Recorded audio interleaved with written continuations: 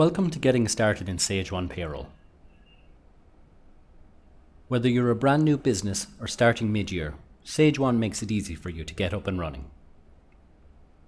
To get started in Sage One, you have two options. You can start with a blank company if you want to start off from scratch, or you're using a payroll for the first time. Or you can manually input your data if you're using different software this tax year.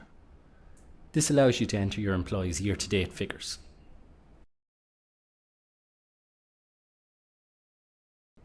If you're setting up payroll for the first time, click New Company. The first step is to set up your employee paydays. You need to set up a payday for each pay frequency you run, such as weekly or monthly. To set up your pay calendar, click Paydays.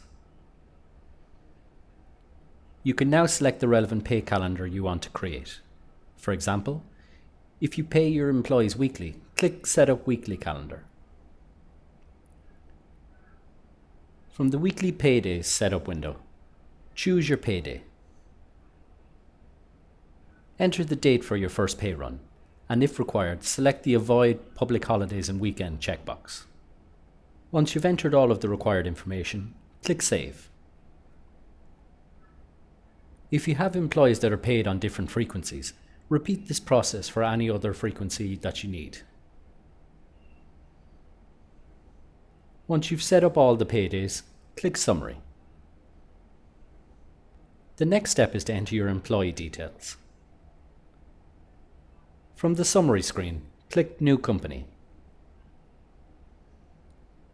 Then click Add Your Employees. To begin entering your employee details, click Create Employee. When creating an employee record, you need to complete any boxes where an asterisk appears next to the box description. You should also enter the employee's PPS number, as this is required for importing P2C tax credits from revenue. Under Employment Details, complete any boxes marked with an asterisk. In the Current Tax Details section, enter the employee's PRSI code, tax status, and yearly tax credits. If you're unsure about these values, you can import the employee's P2C cert from revenue once you've set up the employee initially.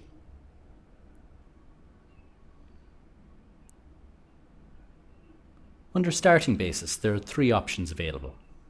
If the employee started working for you before the start of the tax year you're setting up, select This as an existing employee. If your employee is a new starter, they may have provided you with a P45. If they have, select the option P45 Part 3. If the employee hasn't provided you with a P45, select the P46 submission required. Once you've entered all of the information, click Save. Follow this process again for each employee you need to create.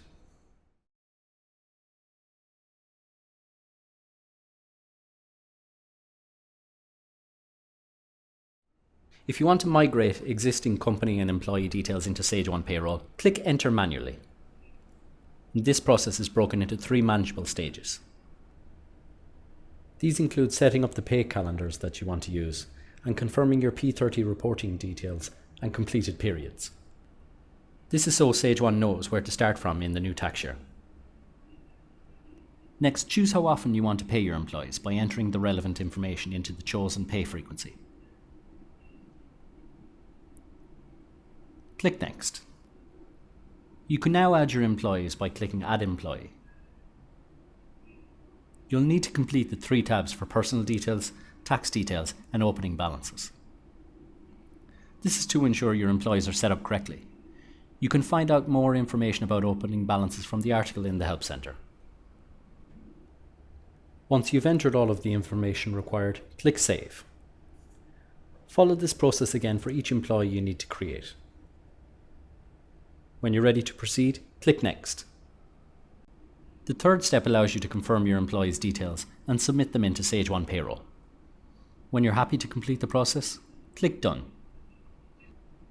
If you do need to go back and edit any of the information, you can click the Review, Edit, or Further Configure Your Imported Data link on the summary screen.